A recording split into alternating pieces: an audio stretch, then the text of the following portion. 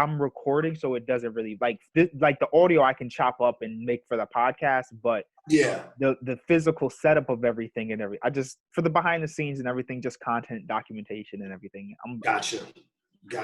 Well, I just started recording, so we're good to go. All right.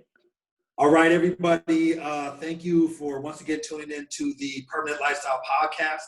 I am your host, William Schultz. And on today's podcast, we're going to be talking to a young brother from the East Coast, brother by the name of Angelo Roberts. And he had contacted me on LinkedIn and, said, hey, man, I just started a podcast. I see you started a podcast. And, why don't we interview each other for each other's podcasts? And I was like, yo, man, no, that's not a terrible idea.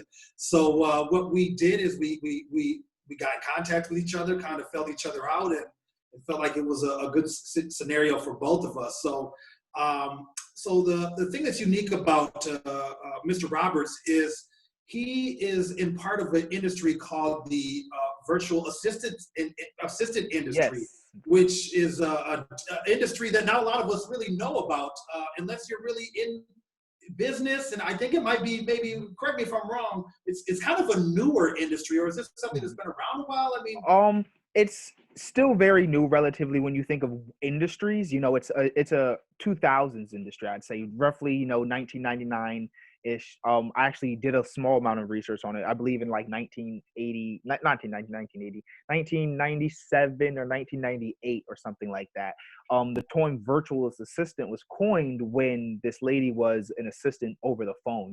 She just kind of took notes and did a lot of things over the phone. So then from there, as the internet emerged, virtual assisting started, booming, because communication was able to be done over the internet. And that's really the basis of what virtual assisting is. It's just internet communication. So it's right. definitely new and very much a niche kind of thing. So unless you're probably in like the Silicon Valley area, you probably aren't huge, or maybe even New York. Like unless you're in the metropolitan area, probably not big on knowing what a virtual assistant is. Right. And, and that was kind of what I was thinking, and when you had contacted me, I thought, well, this could be an opportunity to introduce this industry to my audience, because I'll tell you the truth, myself personally, I did not know much about a virtual assistant. The first time I started hearing the term virtual assistant when I was listening to real estate podcasts about a year ago, and I would hear, oh, I hired a virtual assistant. I've hired a virtual assistant. I'm thinking, is this like a robot,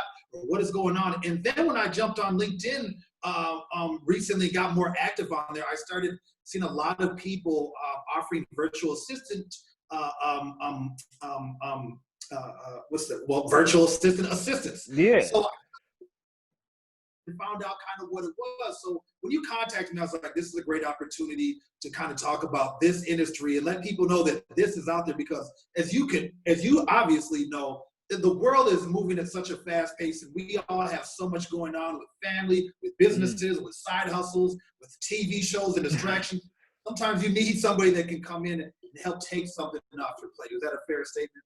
It is. It's really why I even got into this business, because I, being young and in this particular predicament, I'm a number two kind of person. You just grow up being the person that watches the assistant, the person that runs and gets coffee, and growing up in an age of technology where you're the coffee runner, you're just trying to give people that extra hand. When you're able to do it in a way on your own terms, virtually, such as like we're meeting right now, if this was a regular meeting conference, you're still able to execute that same thing. So it's really predicated on just helping other small businesses, because everyone needs that help, but not everyone can afford to maybe bring someone in full time. So it's a really great balance. Absolutely. Well, I want to thank you for being on the show today, Angelo. And so just for you guys, so you know, we'll touch this again later on in the show. Angelo's business is called Angelo's Assistance of America. So if you guys are listening, make sure you guys take a look at that if you're in need of some virtual assisting in your business. So what we're going to do is, man, we want to get to know you a little bit, Angelo. So why don't you tell everybody where you're from, man? I'm from New Haven, Connecticut. For those of you that don't know where the small town of New Haven is, it is Yale. So if I'm maybe 5-10 minutes driving from downtown New Haven, which is where Yale's campus is located. And I currently live out in Hartford, which is the capital of New Haven. So yeah, that's Connecticut, born and Well, raised all the Is way. that Hartford, Connecticut? Is that where Yes, you're at? yes, Okay, currently. and then okay, and what was it like growing up for you in New Haven? Is that what kind of city is that? Is that where people would consider the hood? Is that some people would consider like suburbia? Like, what is New Haven like, New Haven is 100% the hood. We at one point were ranked one of the most dangerous small cities in America, meaning that if we were on the size of, say, New York or Chicago or Los Angeles, we might have more violence than their cities. We're just a man? small Like per capita, you per have more capita. violence per capita. Right, Okay. more, we might have Yep. violence Yep. more violence per capita. So it was a very hard thing. I'm not going to say it was extremely hard because I relatively lived a sheltered lifestyle. I stayed inside a lot and everything. Parents did what they could, made decent money and everything. My father was a correction officer, my mom nurse, both owned businesses and everything. So um yeah, it wasn't the ideal hood situation, but it wasn't your ideal suburbia situation either. Right. Right. It's a very neutral next door situation feeling and everything. So You mentioned both of your parents own businesses. Is that correct? that is correct. Yes. What kind of business? What kind of businesses do they have? So my dad is in real estate. He owns a couple of units and everything roughly around the city. And my mom, she residential care. So her being in nursing, liking to take care of people and everything, she got I don't know how to explain it necessarily. It's like a rest care home. That's really kind of what it's listed as. So if you know people that can't necessarily fully take care of themselves because they're mentally challenged, but they are able to do a lot of things on their own, it's a house for, people that just aren't as fast as other people. Oh, no, totally understand. Totally understand. And is that where you got your entrepreneurial spirit, man? Is that where it comes from, your parents? Absolutely. My dad has drilled it into me. He said it's not what you do with it's not what you make, it's what you do with what you make. So it's always been about budgeting and doing these so many different things. And I've done lemonade stands. I've done like sneaker customizations. I've done trash pickups and clean, like you think of it, I probably have done it. So Yeah, yeah. definitely Well, stems dope, from man. me. See, a young hustler, man, a young entrepreneur, man. That's beautiful, man. And that's definitely one thing. Just in our brief time talking, I really respect the fact that you have been in communication. You've been consistent. And when you said, "Hey, I got questions for you," when you do my podcast, you send that over. And honestly, man, that's a great trait to have because so many young quote unquote entrepreneurs, you don't see that. It's a lot of talk, right? Yes, So, yes. I'll give you an example. I had a young brother from my hometown reach out to me about 2 or 3 weeks ago. He said, "Hey man, I want to jump on a Zoom call. Let's talk. I really want to get your advice and this and that." And then he wasn't on the call. And then he messaged me 15 minutes later and said, "Hey man, I thought we were jumping on the call." And I was like, what? I've moved on. Like I've moved Right. on in my day. And he was like, "Well, I don't understand. I must have went to the wrong call." And it's like, no, man, you slept in or you were out partying, whatever. You weren't on it. And Right. as somebody who's about your business, if you want to deal with other people, if you're going to give your hard-earned time and take your time away from your business, right? You want to give that time to people that are serious like you. So I just want to say thank you for being on top of your stuff. So Angelo, tell me, man, how did you get started in the career? You mentioned you had a lemonade stand, you did some trash pickup, you did some customized sneakers. How did you get from that point to where you are now? How did you kind of get your first, get your beak wet in the virtual assisting world? Okay. So because you're limiting me on time, I won't give you the long version. Short version is fast forward through all of my entrepreneurial ventures. I am last year I got a job. Well, in 2018, I got a job as a bookkeeper slash office manager. Started in October, and then I was there for all of 2019. I quit in the beginning of the year, January 1st. That's when my 2 weeks ended. So in that time, the role grew to being what I am now, essentially. So the Craigslist ad. I don't know if you guys know about that or anything. I would apply to a Craigslist ad for a bookkeeper job. Went in, nailed the interview, got the job, and showed up probably over prepared. Like my my overzealousness is probably what brought me on this track today. Without that first day, I don't think I would be here, because I showed up in a suit. Mind you, this is a pet sitting job. This was a pet sitting job. So I showed up in a suit thinking like I'm going to be in an office and all of this other stuff.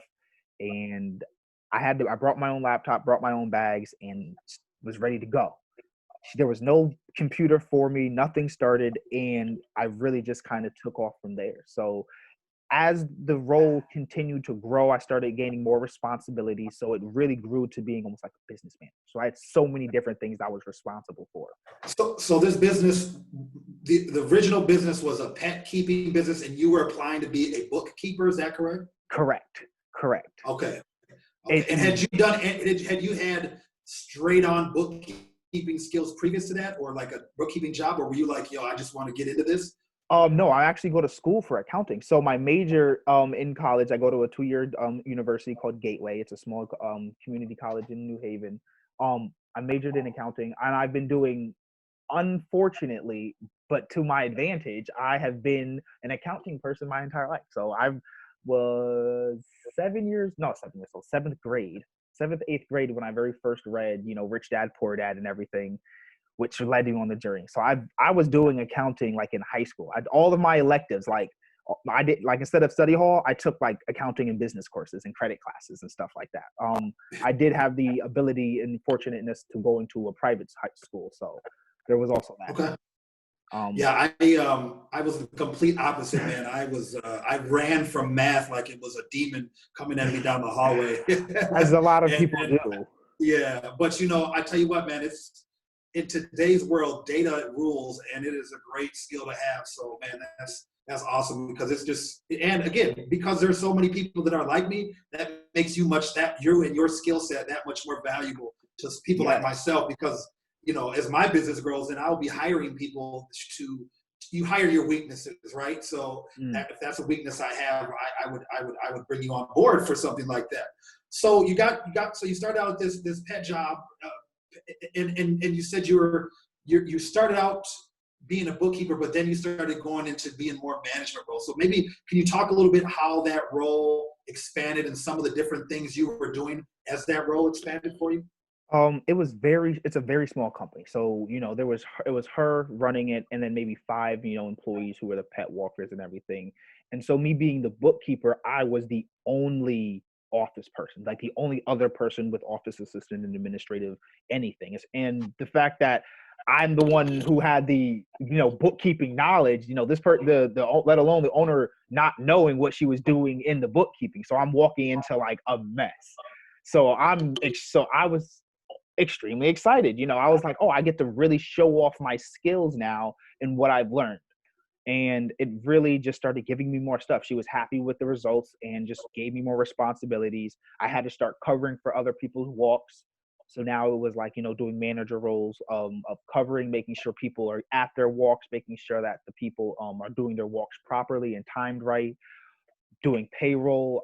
I worked all the way up to being on the actual bank account, because trust is a big thing in my business, being prideful on integrity and everything. So on that bank account, I was able to even cut checks. I never did, except for, maybe one time. However, it was really more or less because how the role evolved into when she would step away or go on vacation to Canada, for the time that she did, it was my job to be not only the point of communication, but make sure everything was able to run smooth. I think something that's important too is that, a lot of people shy away from trying to chase their goals and their dreams and their aspirations because there's not a direct path. And something that I talk about a lot is that the path to success is filled with twists and turns, ups and downs. And here you are, you start out as, hey, I'm applying for an accounting job at a pet place. I'm sure subconsciously you're an ambitious person, so you always had ambitions to do more. But in and of itself, it's like, I'm just here to, do bookkeeping, right?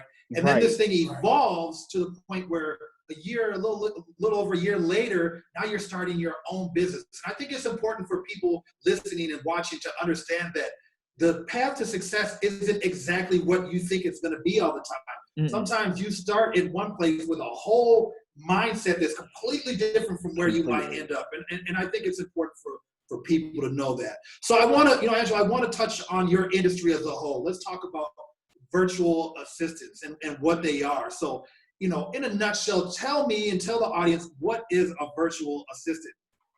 Ah, that's one of the hard things is people love to ask that. So I love to say we are your administrative assistant. Think of whatever your idea of what an administrative assistant does. So whether they're responding to emails, whether you think of, the young lady that, whenever you watch a movie, oh, he'll be with you in a moment, please hold, he's booked right now.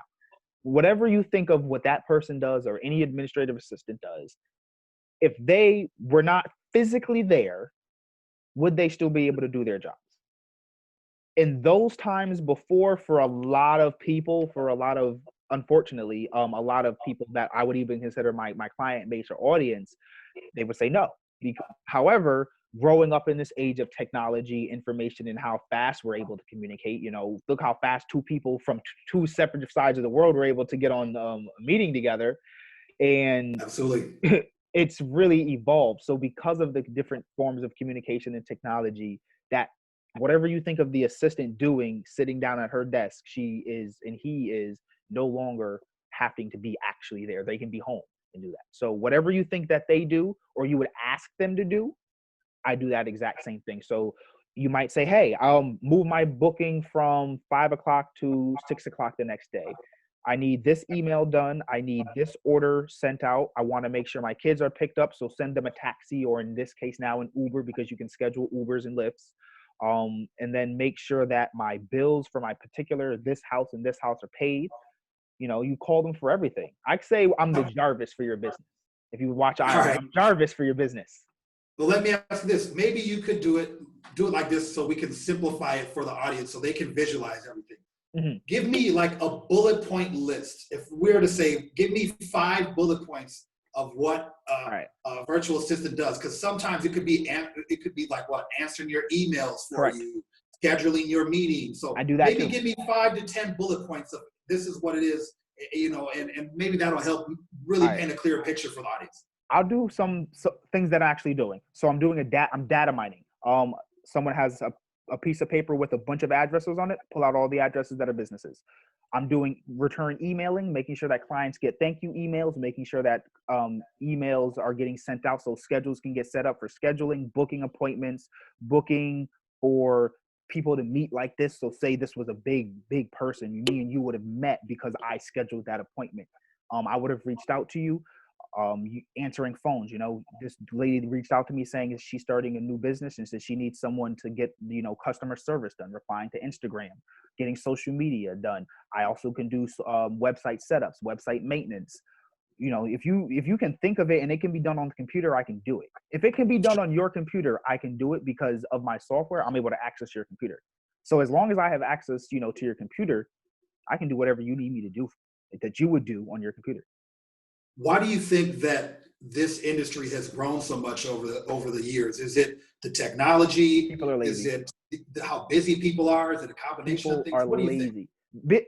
A combination of people being busy, and the biggest one is people lazy. People pay for anything in America, and that's really the basis of it. You can Kind of like people are willing to trade to spend money for time, but spend what they money for do. So time. I'll give you an example. I'll give you an example. For me, I recently hired somebody to clean my house, but it's so I can get 3 hours, 6 hours a month back, so I can work. So Yes. for those 6 hours, I'm not sitting on my ass watching Game of Thrones and Tiger King, right? What I'm doing is like literally working, right? Mm, And what you're saying is some people just got more money than they have ambition, right? So they might want to watch Tiger King and go fishing, and they can hire someone like yourself that can come in and do virtual tasks for them. Is that correct? yes. Or even in your situation where you might want to work, you might want to get extra time to work because you just need extra things done. So it can work either way.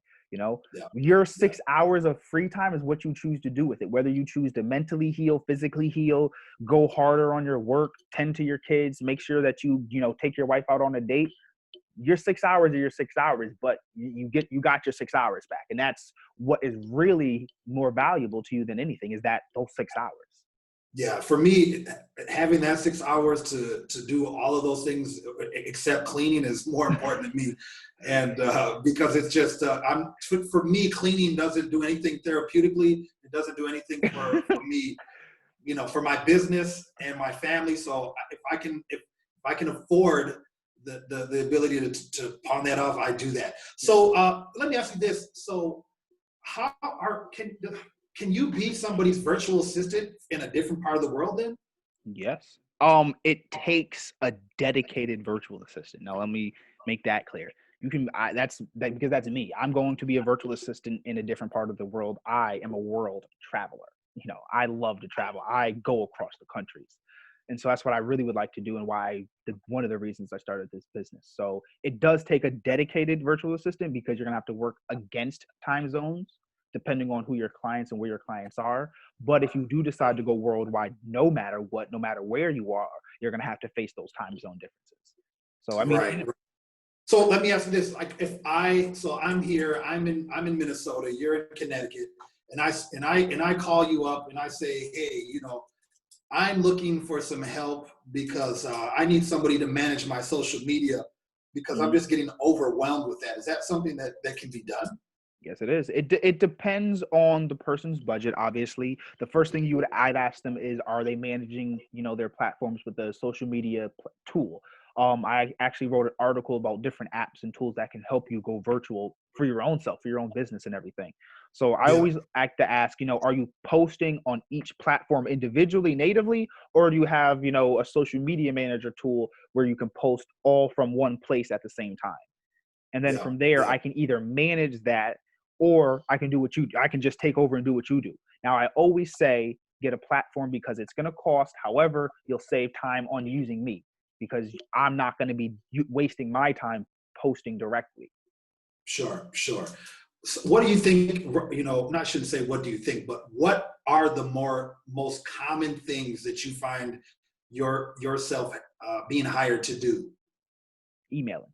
That is for some reason one of the largest things. People are like, yeah, I'm inundated with emails and responses that I just don't want to do. You know, I I don't know what it is. I thought emails were easy. I guess that's kind of why I do them. But people are like, yeah, I get so time consumed in responding to things that don't even need to be responded to right now, or trying to think of a response because we have to form and articulate ourselves and everything. You might have prefer to do proposals, and they just get inundated with the very small things like updating social media management and doing data mining. A lot of people have issues with just doing research.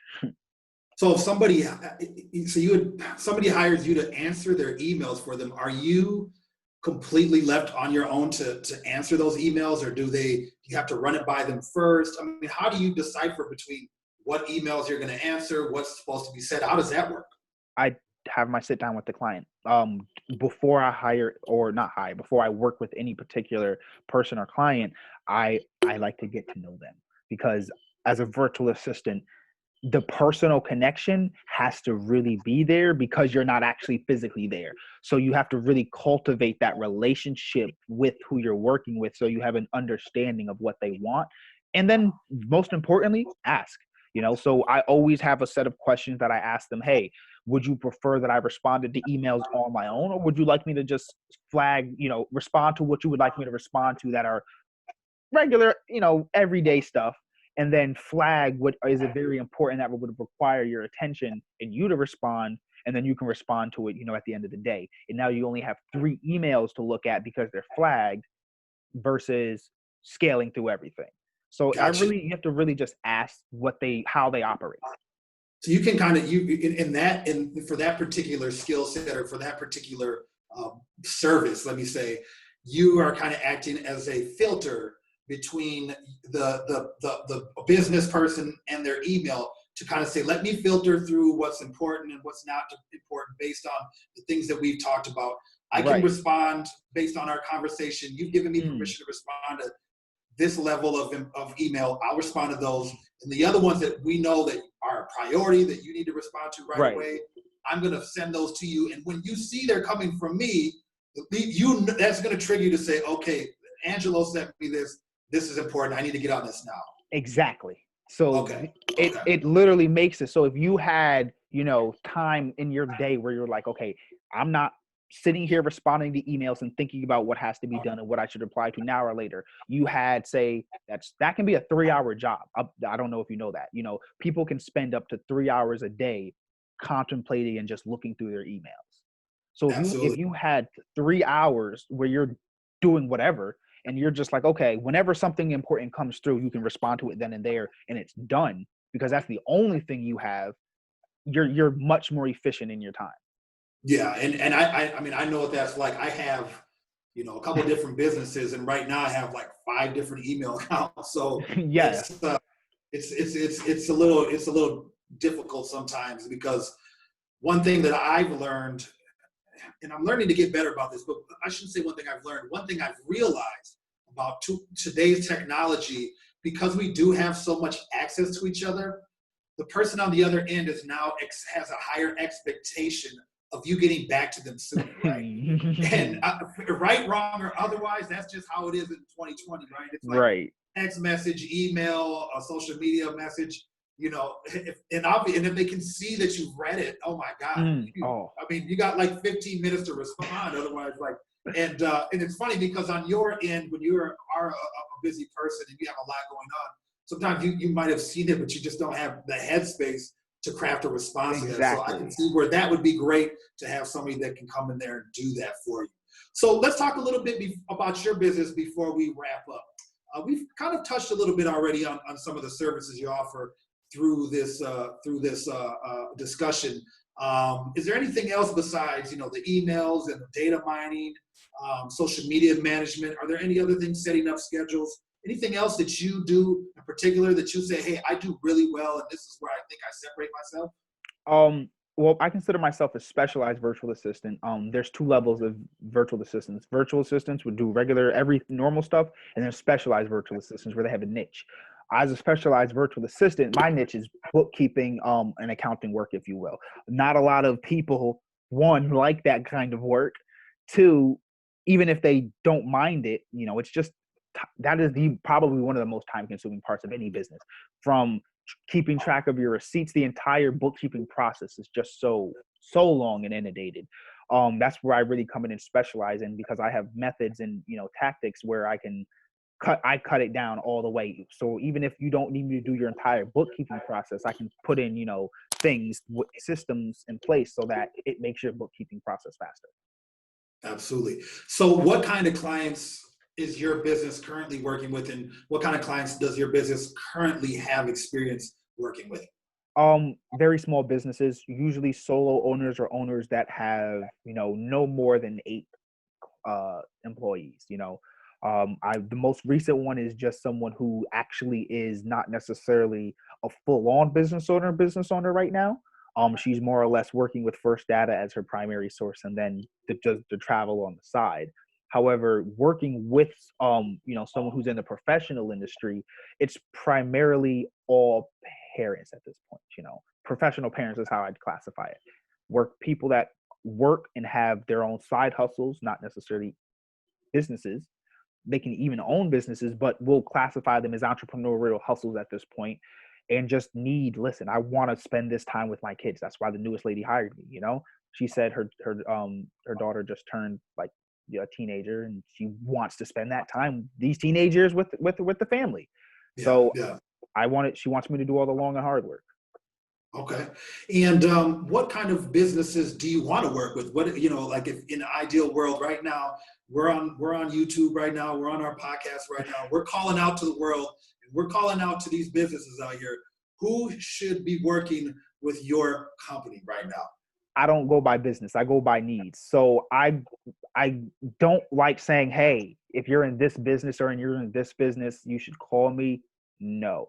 I say if you just need an extra hour, because it's not, I don't even have to do just business, running. And what a lot of people fail to realize, because a lot of my clients have been women, and I've learned a lot when talking to these women. And what a lot of men fail to mistaken and realize is running the house is a full business. That in and of itself is like running a business. So if you were, a mom, and you, especially now during coronavirus, you're a parent, a teacher, a cook, all these other things, and you really just want an hour to yourself, you know, how can I help you do that? I'll make sure the bills get paid. I'll make sure that everything is all set up so that when the kids when the kids do go back to school and everything, or camp, I don't know which comes first, um, they can get picked up in an Uber, and you have an hour to yourself every day instead of doing that. Because that's really who needs my services. The people that are like, yo, I just need an extra hour in my day where I can either relax, work out, or work. Okay. All right. And if somebody wants to get in contact with you about your services, how can they get in contact with you, man? SVAofamerica.com. Simply as that. SVA. SVA. S as in special, V as in virtual, A as in assistant, at ofamerica.com. All right. All right, Angelo, do you have any last words that you want to say before we wrap up? Is there anything you want to say to our audience out there today before we pull the plug on this interview here? Absolutely. Thank you guys for having me. I love just talking. I love being interviewed. This is my first interview, so I appreciate you guys hosting and me giving my first interview on this podcast. So I appreciate you guys so much. Shout out Minnesota. Well, man, hey, I appreciate you coming on and reaching out to me. This was a great idea, and I definitely think, man, your future is bright. I really respect your hustle, your grind, and your consistency, man. So, and I think we met through Gary Vee, right? That was it. Yes, Gary it Vee is. post? Yeah, yeah. So, to anybody out there who's not listening to Gary Vee, Go listen to Gary Vee. get on it, man. Right? Get on it, right? That's I don't y'all. think we wouldn't be talking right now if it wasn't for that man, correct? Probably not. Maybe not. Yeah, I probably wouldn't even be going hard as I am right now without listening to Gary Vee. I would not be going this hard, probably. Yeah. We're all our own little Gary Vee cult, you guys. So why don't you go ahead and join it? And hey, we're trying to start our own little subsets of that by creating our own content. So, Angelo, I want to thank you again for coming on today. It was a pleasure having you. Before we go, we are recording on Mother's Day, so I just want to send a shout out to all the mothers out there. I hope you have a beautiful day today. I hope you enjoy your time with your families. Hey, and we will talk to you guys later down the road. Thank you. All right, I'm gonna stop this recording for now. All right. Go get a drink of water here. Yeah, definitely. That's fine. I'm still recording just because this is gonna be like my behind the scenes. Yeah. So, And, for mine, how do you? I'm much more. I don't know. I like, it's really gonna be more or less a conversation, if you will. I like to do the interview style, but more or less like a going back and forth. Talking about your businesses, your story, providing whatever insight you can. You have the list of everything. I'm gonna just follow your lead. It's your show, and like I had told you, I'm pretty much an open book. If there's a subject I don't want to talk about, I'll let you know, and I'll just say, not comfortable. But I'm a pretty much open book, and so it's your show, man. I'm gonna follow your lead. You just kind of direct the conversation, and I'm here for you, man. So it's whatever you want. Okay, perfect. So before I do, which one would you consider your primary business? My primary business? Would it be the media?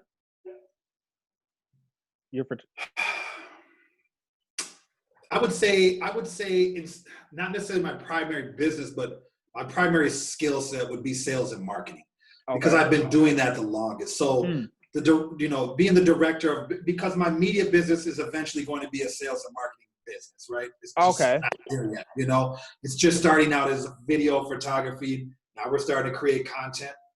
So I would just maybe focus on the sales and marketing background, and then the companies are a subsidiary of that. Okay, understandable.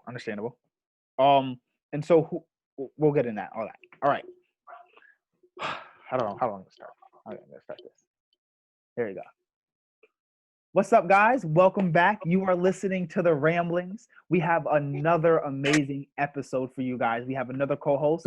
Welcome to the show, William Schultz. He is another entrepreneurial sales marketer.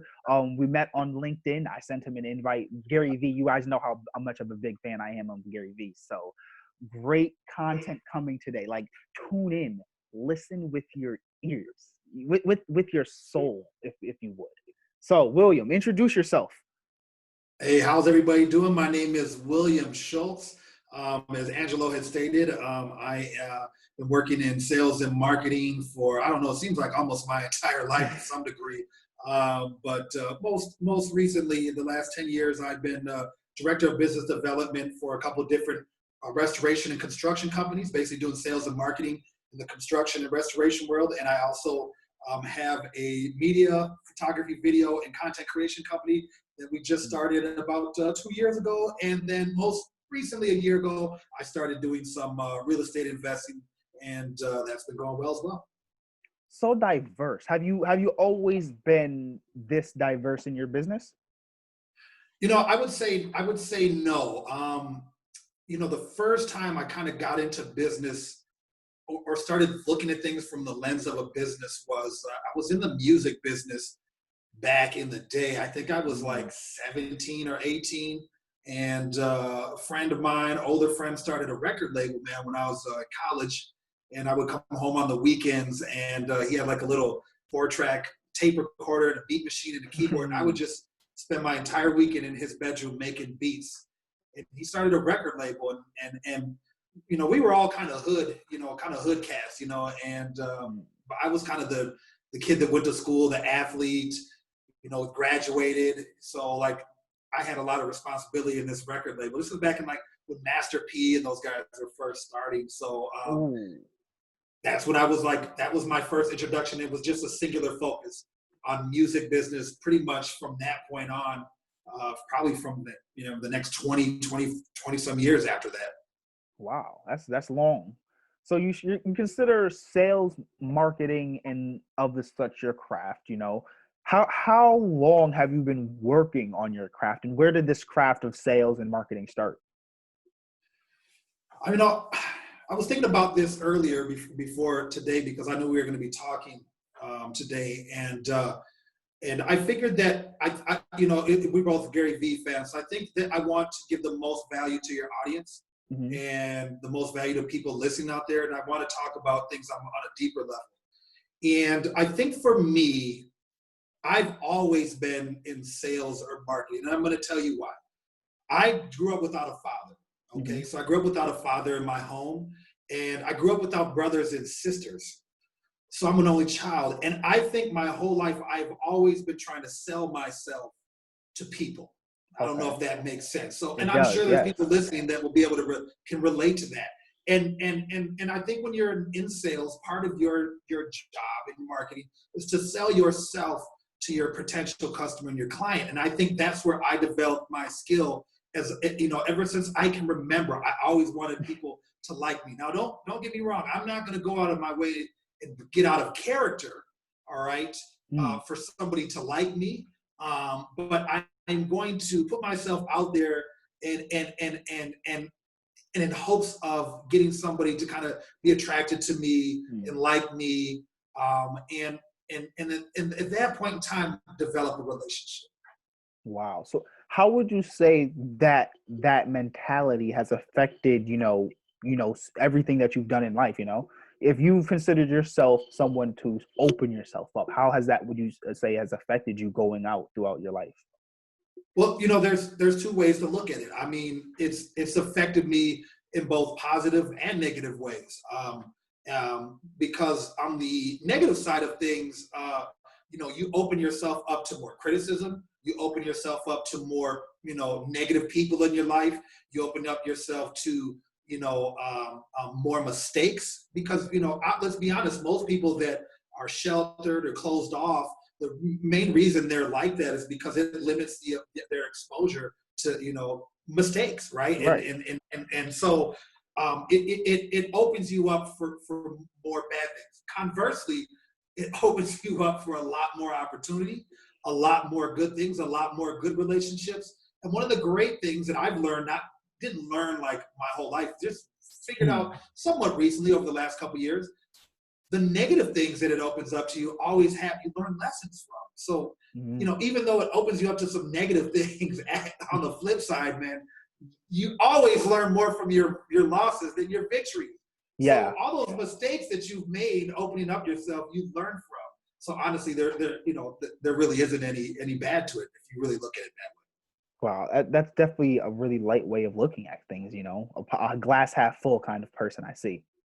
So what kind of obstacles have you overcome in your path so far? You've had so many different things, and I'm sure from going from music to now, what kind of obstacles have you faced? I would say that the biggest obstacles I had in my life early on would be growing up without a father and dealing with being a mixed race, Mm-hmm. and that was difficult for me growing up because every boy should have a father figure in his life, right? Mm-hmm. And when you don't have that, you can kind of stray away and look for that in areas that you might not necessarily want to be looking at that for. And then also trying to be accepted. Being accepted, because what happened growing up, in the 90s, in the 80s and 90s, when you were mixed, so there's a lot more mixed race families and things like that, a lot more acceptable now. But back in my era, it was a lot more difficult because, like, on one hand, you were white to the black kids, and on the other hand, you were black to the white kids. So that created some obstacles, and however, remember, like I was saying, negatives can create positives.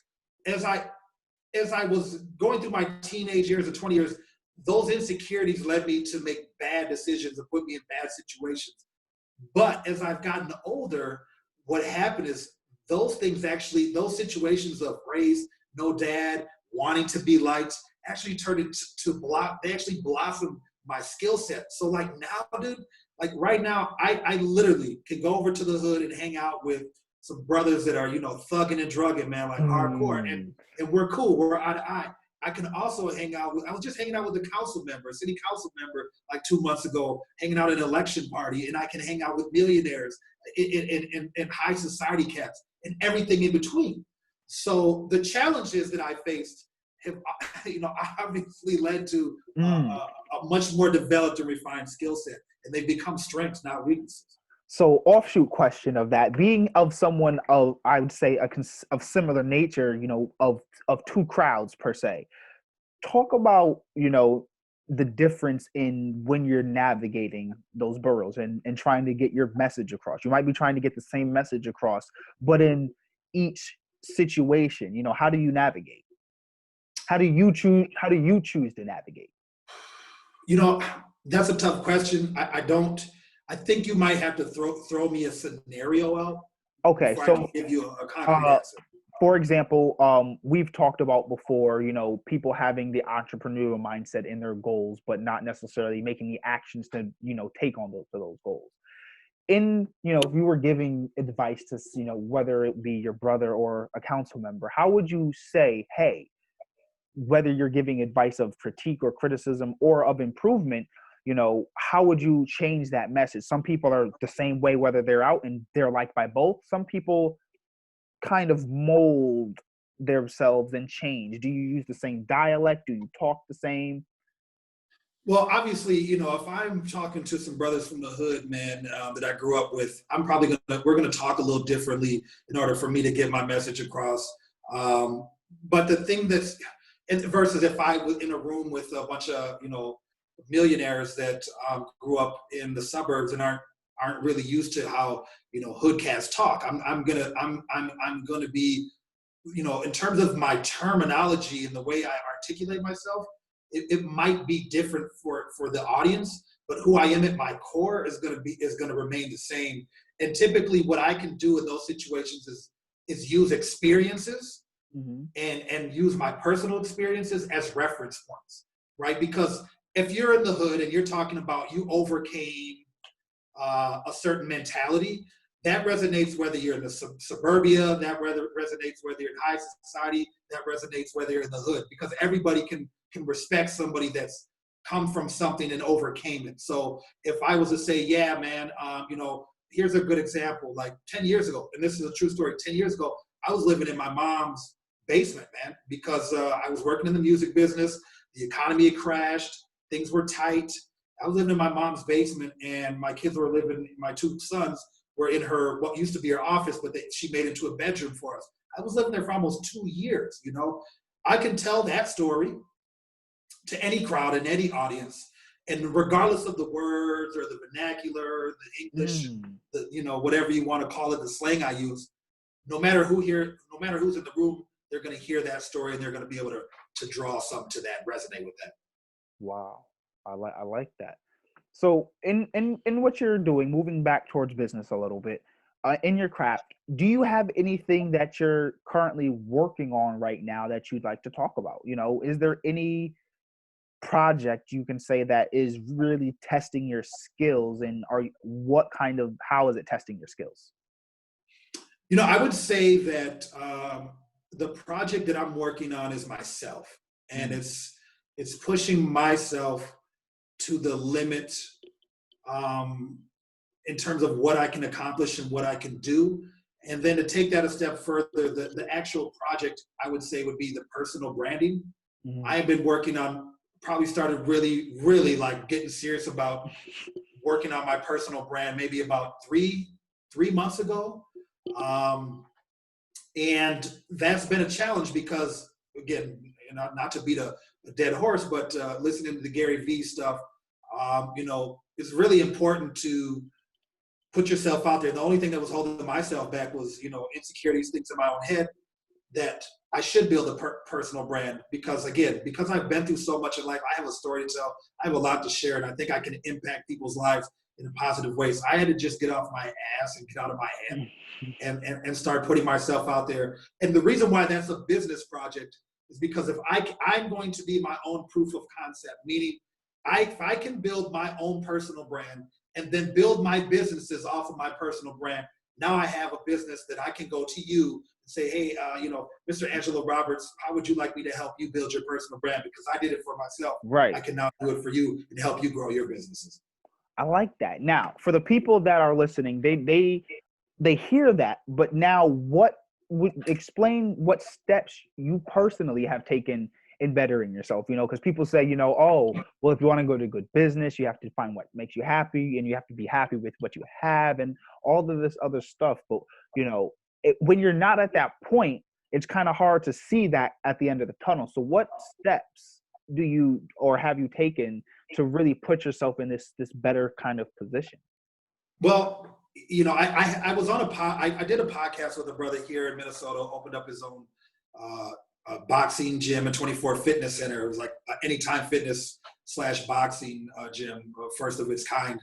And when we were talking in that conversation, something came up, and I asked him a question about setting goals. And as we were kind of discussing setting goals, we realized the biggest problem people have is they set these lofty ass goals that are way too high. They're really unattainable. Meaning, yes, let me back that up. It's not that they're not attainable, but they're unattainable within the time frame that you want them. And Mm, so what I've done and what I okay. did subconsciously, like I did this subconsciously. I didn't like sit down and like, oh, I'm gonna do this and that. I subconsciously set micro goals. I call them micro goals. So I'm going to give you a great example. Today it's first week of May, week and a half of May. At the end of July, I weighed almost 300 pounds. All right, I was like up to 296, Hmm. and I was on vacation with my then girlfriend, and I knew after that vacation I was going to embark on a weight loss journey, right, and a permanent lifestyle change. And I knew that I wanted to lose 60 pounds, right? Hmm. But I was smart about how I approached that, and I was like, I'm going to do this at 10 pounds at a time. Right. So my goal, so right now I'm almost down 50 pounds total, right? So I'm about Congratulations. 12 pounds, thank you. I'm about 12 pounds from my overall goal. But that's not how I think about it. Really, what I'm looking at right now is I am like 2 pounds away from my last goal, my Mm, next goal. And then when I accomplish that, I'm going to focus on the next 10. So it's micro goals. I think people try to set their goals too hard and they don't focus, because I'll tell you what happens when you achieve a small goal, feels good, man, right? Mm, And then you achieve another small goal and it feels good, and another one and another one, and it starts to compound and it starts to snowball. And all of a sudden you develop this habit of you develop this habit of can do this, and boom, boom, it explodes. And now you look back and it's like, oh my God, I'm off and running. exactly. Oh, actually, we've talked about that on this podcast before when and on an episode. When you are able to take happiness and the micro successes, it really gives you motivation to build yourself up.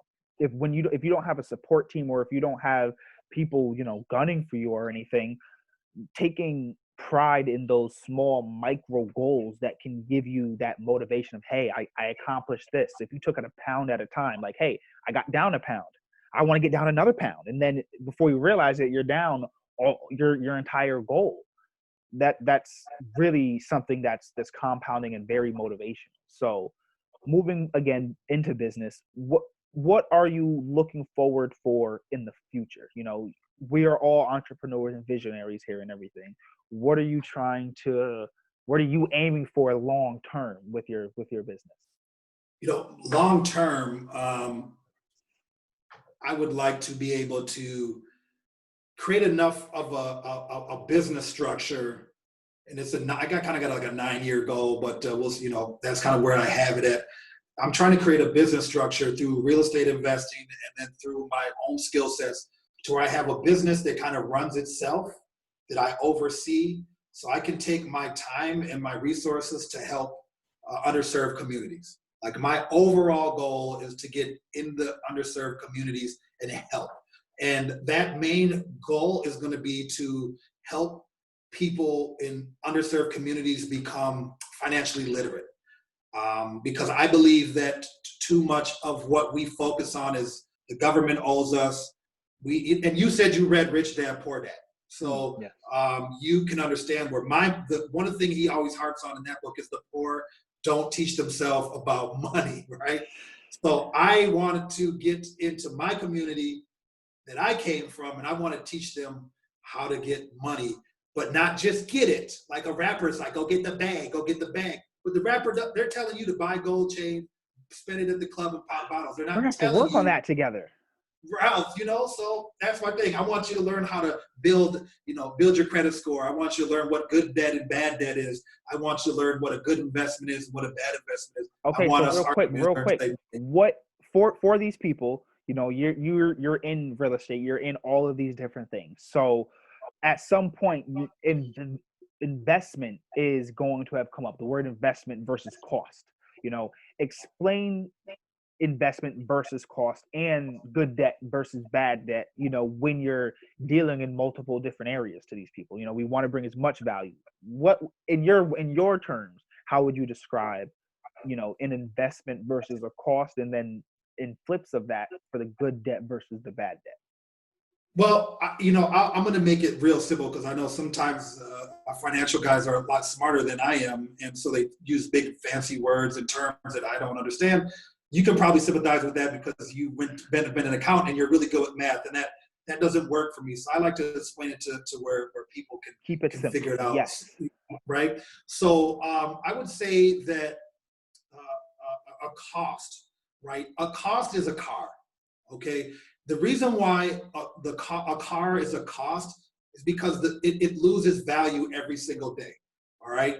It doesn't increase in value. So, for instance, like when you buy a brand new car off the lot, and you really don't, honestly, the bank owns it, right? Because you dropped a certain percentage of money down, you're making payments, you're paying interest on those payments, and you're paying higher insurance.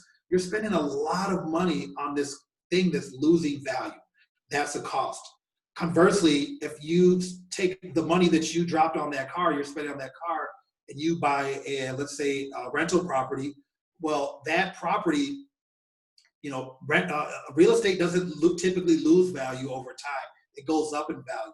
So that is an investment. When you invest something that goes up in value over time and you're not losing money, it's actually putting money in your pocket. It could even be something even more simple. Like, I know you were in the tennis shoe business or customizing shoes. If you buy some Nikes that are just came out today, and they're, if you're not going to resell those or customize them and try to do something to make some money off them, then it's just the cost. Me, I don't know a lot about tennis shoes or sneakers. You're on the East Coast, call them sneakers. And so if I buy a pair of shoes, there's a cost for me because I'm not going to flip them. I'm not going to make any money off of them. Okay. I like how you made that differentiation between for certain people. If you don't plan on like the action and plan, if you don't plan on doing anything with it, it's definitely a cost. So Yeah. you're here and you said, at one point you were living with your mom. Explain the gap. How do you get from living with your mom because things are bad to, you know, very well put together, it seems, looking multiple businesses, things are going well. You have a cleaner? Yeah, yeah. I do have a cleaner, but they only come twice a month, and it's so I can get 6 hours of my time, so I can continue working on my businesses, That still working sounds on myself. that sounds how much does it cost to get 6 hours of your time? Well, it depends on what you're looking for, right? But I pay, it costs me about $250 a month to have somebody clean my house. But the place I live in is it's like a 4-bedroom, 3-level house. It's a lot of work. You know what I'm saying? It's just a little townhouse, but there's a lot of carpet, right? So you gotta like vacuum. You gotta. It's just a lot of work. So it was taking me anywhere between 3.5 hours every other weekend to clean the house, so it would be presentable. And I didn't always make good money. Like I had to clean like, man, dude, like I said, I was living in my mom's basement, so I am not afraid of hard work, or I didn't grow up with a silver spoon in my mouth. So to get to that point where I could get out of my mom's basement and then afford to have a cleaner, I would say, it was a lot of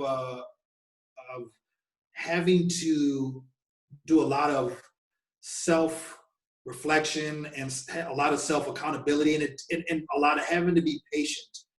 And it wasn't 10 years ago where the light bulb went off for me. Like, I'll tell you the truth, honestly, the last 2 years, maybe 3 years, is when the light bulb really went off.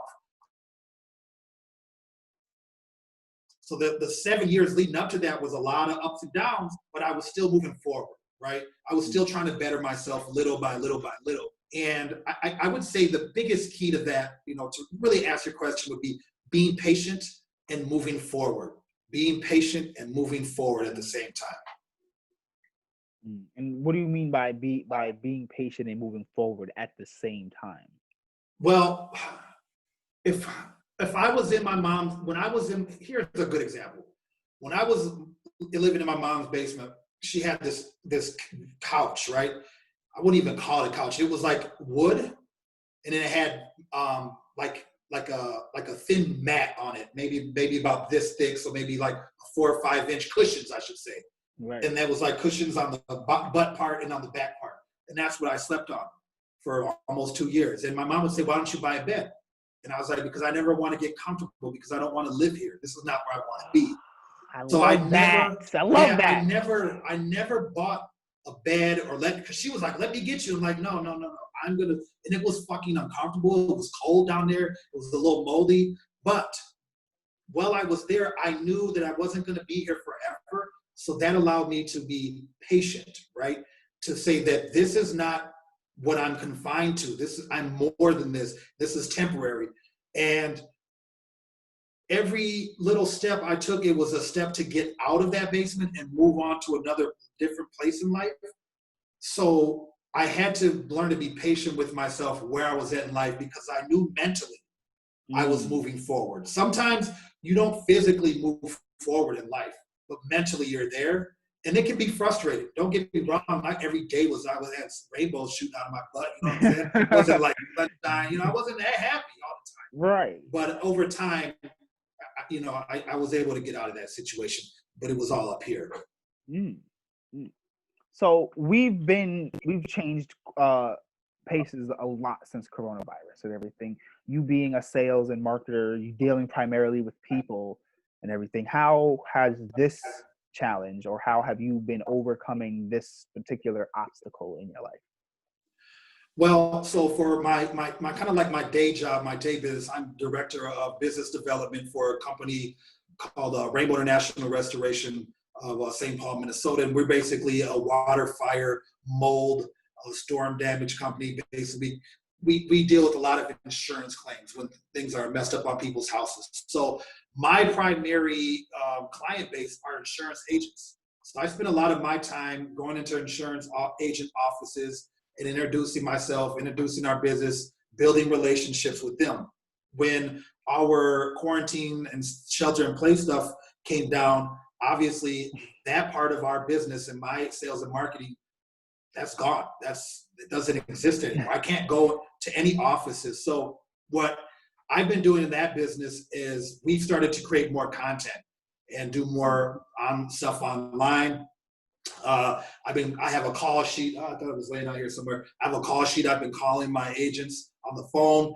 And what's changed is I don't sell anymore. I'm not selling them anything when I'm calling them and talking to them. I'm just calling to let them know that I'm thinking of them and that I truly care about them. Because I think in this time right now, I don't think it's too wise to sell a whole lot. I think it's more important to just be present. I think that's where you'll have more of a long-term impact with your customers. Just be present with them. Don't try to sell. I like that, guys. You hear ramblers, you're listening. This is not the time for selling. This is the time for offering your service for free if you can. If not, don't offer them at all. And just make sure that you're checking up on your customers and clients and making sure that you're aware that they're okay. Just say, hi, how are you doing? This is not the time to be selling. I like that point. That's really where you separate the companies that really care about their customers and clients and everything versus those that don't. And you're really able to distinguish the differences between, what real, we'll call it loyalty is, because not only do customers and clients have brand loyalty, whether we like Nike or Adidas or whatever companies we like, I feel that those companies should also have their customer and client loyalty as well. Right. And I think what people don't understand sometimes is that there's so much power in when you talk about brand recognition. So, I talked about building a personal brand earlier. So there's so much more power in your brand or your personal being associated with the feeling of good and not pressure, right? So when people are like, oh, I'll give you an example. I called one of my clients, I think Thursday, and I was talking to their office manager and found out that during our conversation that her son was tested positive for COVID-19. Oh. What if I never asked her how she was doing and I just went straight into, hey, well, we haven't got any calls from you lately. Is everything okay? Because we really want, we're here, we're working. And here she is trying to wrap her emotional and mental mind around her son's got COVID-19. Why does she, next time she sees me or thinks of William, she's going to be like, that SOB was more concerned with his company. He doesn't care about me. Instead, I got to listen about her son, listen about what she was going through and how it was affecting her. And now the next time she sees me, she's going to remember that, William took the time out of his day to call and talk to me about me and what I need. And I think often 2 times in sales and in marketing, we honestly focus way too much on what we want. We don't listen to the customer, not nearly enough. I certainly agree. I've done sales myself, relatively short period of time. I'm not a fan of it. I consider myself good at it, but I'm nowhere close to a fan of sales marketing. I've done door to door, Kirby, and energy solution sales. So I definitely understand what you mean by they only care about making the sale. Yeah. Now that we've gotten all of your success and everything out of the way, and now that you're a shining star. How do you continue to shine? What is your daily routine for success, and how do you continue? What is either is it a reminder? Do you wake up and have a routine in what you do? What is your routine and what does your day look like typically? Well, my routine, I usually get up about I would say in the last 9 months I've been getting up at 4 in the morning. Say that again. I get up at 4 in the morning. 4 One more time. I get up at 4 a.m. 4 a.m. He beats me, guys. Yes. I get up about 4 a.m. And at that point in time, I typically hop on Hootsuite, which is my social media manager, and I start populating the content that I'm going to put on my multiple platforms. If I haven't done it the night before, then I do that. And I usually do that for anywhere between like an hour or so. And then, well, not just Hootsuite, but then I'm going on LinkedIn primarily, and then I'm engaging with posts. So I'm posting comments, I'm posting likes, I'm answering my inbox, I spend about an hour every morning doing that. Then where I live, we have a gym, but the gym's closed. So I've created a workout room in my basement. Then I go down there. I work out 5 days a week, between 4 or 6 days a week. But I would say 90% of the time is 5 days a week. I work out for a minimum of 1 hour or 600 calories burned. It's going to be one or the other. But typically I work out, like today I worked out 70 minutes and I burned 597 active calories. I get up, I eat breakfast, and by the time I'm done eating breakfast, it's like 8:30 and 8 o'clock, and the rest of the world and people are getting up, and I've already accomplished 4 hours of work. So I didn't always do that. I just started doing that like 9 months ago, and it's changed my life. And I can't pull it up on my phone, but when you said reminders, I have a daily reminder, 2 of them. One that says just be patient. I have to remind myself constantly to be patient, be patient, be patient, because I know what I have coming to me, and I know what I'm working towards. And sometimes when you're an ambitious person, you get a little impatient. I'm sure you can attest to that, Angelo. So I have to remind myself. Yeah. I have a daily reminder that says be patient. And the other one that I heard this on a podcast about 7 months ago, and I keep this one on there. And the reminder is the answer is always no if you never ask the question. The answer is always no if you never ask the question. So that for me was for like sales. That's more for me to say, if you're not being active and you're not putting yourself out there and you're not asking the questions, then obviously it's going to be no.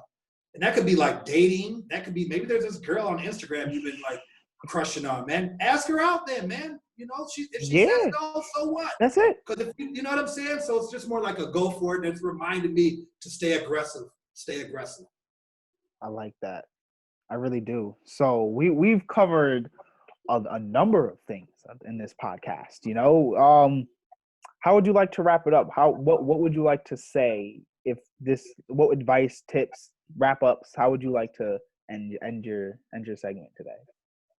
I would say, if we're going to talk about advice, I would say, I actually recorded a video this morning, so I'll touch on this, and then I'll be posting it tomorrow. So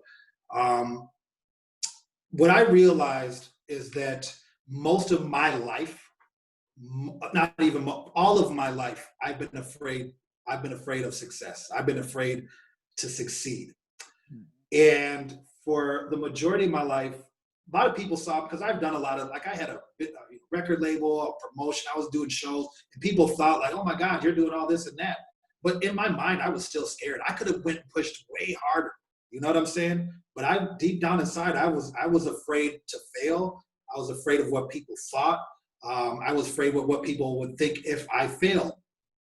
And then what I realized probably about a year ago, just through reading, through consuming good podcasts, not just Gary Vee, but other podcasts that aren't even motivational, but entrepreneurs, real estate casts, business casts, the recurring theme that you always hear associated with success is failure. I can't tell you how many times I've tuned into a show or read a book, and you're thinking they're going to give you all these secrets to doing this and that. They just start talking about all the times they failed. And it's like, oh, okay. And then you start realizing that failure and success are tied together. There is no success without failure. So about a year ago, that allowed me to realize that it's okay to fail. So I am still afraid to fail, but the difference is I've accepted that I'm going to fail. And that's been a game changer for me. My life has completely changed. And I'll tell you why. Being afraid to fail for me doesn't keep me from doing it anymore. It pushes me harder. It makes me more organized. It makes me more focused because I don't want to fail. It's a They whole, it's you know mm. what I'm saying? Versus when I was like, I don't want to fail. It's not okay to fail. It's not okay. I'm not going to do it. And that's what happens. You don't do the shit. Excuse my language. You just sit on your hands. And then you sit on the sidelines. And then you get on social media and you start talking crap about everybody else that's out there doing things and getting it. Because deep down inside, you're too afraid to go get it yourself. So my advice to all you guys out there, please understand it's okay to fail. And it's part of your path to success. It's okay to be afraid to fail, but it's not okay to not accept failure. You have to learn to accept failure. Oh my gosh, I love it. I absolutely love it. So before I get you out of here, we're going to do something called the 60-second power second. I want you to give the audience everything that you can think of on what you do and where they can contact you. So we're going to give you 60 seconds on the clock because this is your elevator pitch because you're going down. I just thought of that. Listen, guys, I have no reason to be that. Now you got it, man. You got a thing now. That's awesome. All right. So look, 60 seconds is being put on now, and all right, guys. Go. All right, guys. So William Schultz here. If you want to find me, the best place to find me right now is on LinkedIn. Just go on there and look for William Schultz. You'll see me as the owner of Vivid Concepts Media.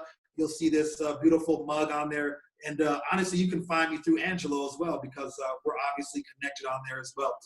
You can go on LinkedIn and you can find me under Will Ways in LinkedIn. That's WILL. I'm not LinkedIn, on Instagram, excuse me. That's WILLWAYS. That's Will Ways. And also on my podcast, which is the Permanent Lifestyle Podcast. You can go on YouTube and just Google the Permanent Lifestyle Podcast. That's going to be your home for positive, life-changing, and informative content. That's what we put on there. So if you're looking for, when you're done listening to Angelo's and you're like, all right, man, I've already binged, watched all of his stuff, then you can come on over to me and, we'll give you some more extended versions of the great stuff that he's already putting out. So look, go to LinkedIn, look for William Schultz. LinkedIn, that's William Schultz. That's Schultz, SCHULTZ.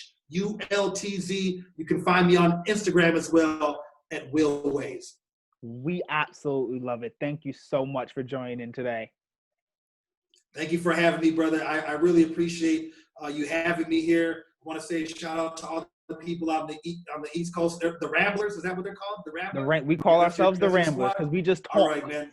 I want to give a shout out to the Ramblers, man. Thanks for having me. It was a pleasure to talk with you, and hopefully I can come back sometime and we can chop it up, man. Certainly. All right, so I'm ending it. I'm still recording, but it's ended. I'm gonna end it for this. Okay, cool. All right, cool. I think that was really good. You got what you needed? Definitely. How do you feel about it?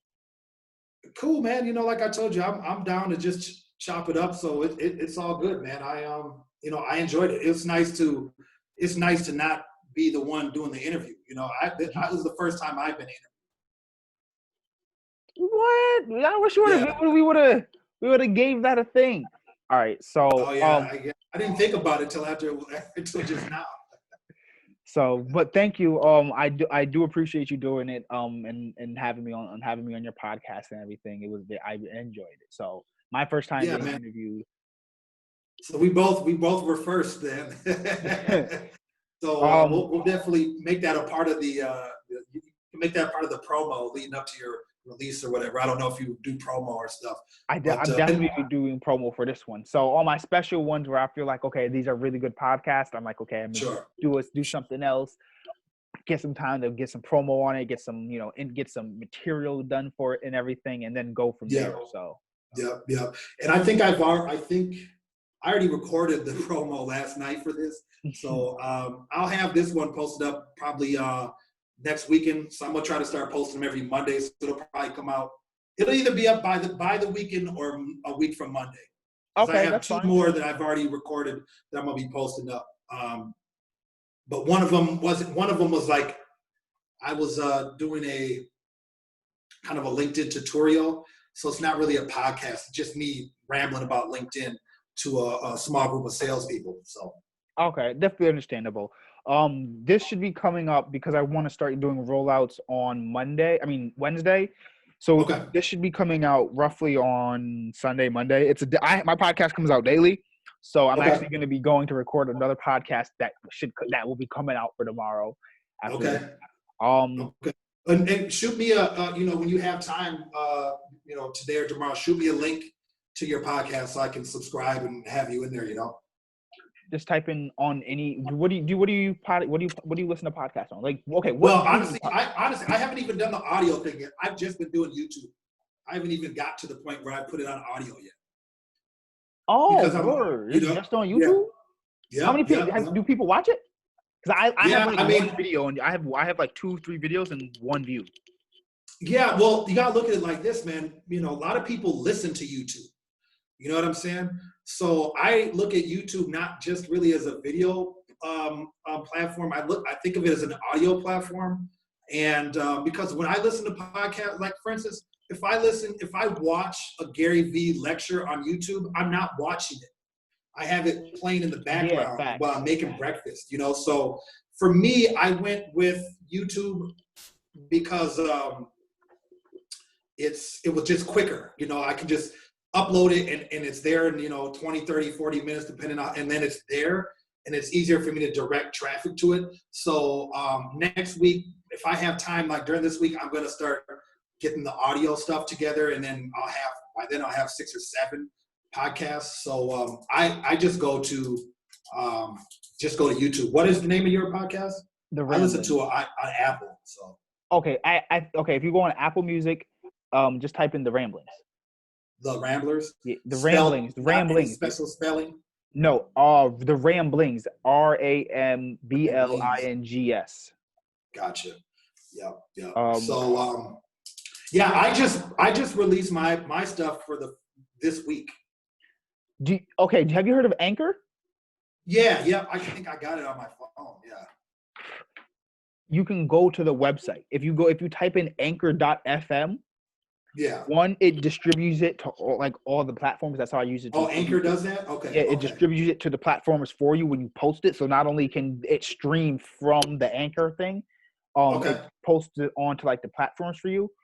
It also gives you the link so that you can share it for the platforms. But you can Perfect. also, when you're on the computer, upload your video files. So like I have it recorded on Zoom, and I don't like when that after you Zoom it automatically extracts the video file.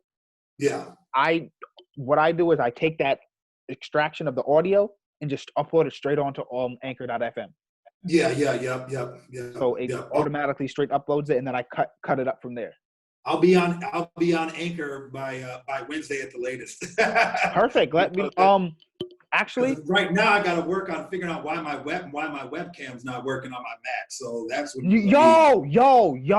no, it's a thing. I went to go live on Facebook this morning and I could not go live. Because I go live on Facebook every single day. It's like a thing I've been doing during quarantine. No, but like my camera's not working. I tried to troubleshoot it with the Apple person on the phone. It's my camera. I can't do FaceTime. I can't do Zoom. I can't do Skype. Like the camera's not working. Yours must be advanced because mine was telling me to update my Google. I updated my Google and it still was saying my camera wasn't working on my laptop because like it was outdated or something. How old is your Mac? This Mac is only like 2 years old. It's like a 2017. I don't know. I just think this particular model, I would say this. You can clip this for any of your Mac users. Don't buy a brand new Mac. Wait for it to be out for like a year because Mac, I love Mac. I love Macs. Everything. I hate Apple everything, but I love Macs. All right, so I have Apple everything, right? But I would say this particular Mac that I bought it brand new, and there wasn't enough research out there about it. It hadn't had enough chance for like the reviews to come back, and I got to say I'm not particularly happy with it. I had a Mac. I had like a MacBook Pro for like 8 years, and I never had the camera go out on it. I had this thing for 2 years, and the camera's not working, and I've had to reinstall the software twice on it already. I'm not very happy about that. So yeah, wait a year. I like that advice. Then yeah, definitely. All right. Well, look, brother, I appreciate you taking your time out of your day. I appreciate you reaching out to me, and I will. I'm going to check out some of the ramblings, and then let's stay in contact. I'm sure I'm going to see you on LinkedIn. All right. Yeah. I'll send you the link for it for the Apple podcast. Send me the link for your YouTube so I can subscribe to it. Absolutely, will do. And then make sure you get your stuff up on YouTube too. Because I tell you, man, like you said I get some views. I just posted them. I just posted all my videos. I posted 2 videos and didn't say anything. And then I posted the next 4. And then I kind of like, hey, everybody, my podcast is out there on YouTube. Mm-hmm. And like, I got one video with a nurse. So I posted this Thursday and it already got like 40 some views. So, they'll listen / watch it, man, if you put it out there. Okay, I gotta start uploading all of it on YouTube because I only have like 2-3 videos. I have a behind because I decided to do my podcast on all my audios, and then you can catch the podcast, but the behind the scenes version of the podcast, which just means I just don't feel like editing it or anything like that. Right. Behind the scenes just means like, yeah, you guys can see what happens. So, and then I have a video where I did like an inventory spreadsheet, so people know how to do like spreadsheets on Google Sheets. Yeah, you should be putting that on YouTube, man, because like, you can link it all together and stuff. I mean, the other thing I'm thinking about is creating a group on LinkedIn and creating my own captive, because I've created one on Facebook and I'm launching that this week. I created like a Facebook group, but I think I need to create a parallel one on LinkedIn because I think LinkedIn is going to get so busy here in the next year that you're going to want to have a group so you're at least taking your audience, right? Yeah, and kind of saying, "Come over here," so we're over here now because I think the organic reach is going to dissipate the next year or 2 on LinkedIn. You know what I'm saying? It's certainly going to dissipate. I'm actually going back to adding random people. Okay. Yeah. So I think that's how I like. Honestly, I think that's how I met you. I added random connections. I like content, connect with everybody. So yeah. I mean, that's what you got to do. I mean, you got to put the time in, man. It's not built to do it for you. You got to do it yourself, right? Definitely. All right, man. All right, I got to get out of here, brother. Thank you again. I appreciate you, man. It's no problem. Thank you. All right, take care, sir.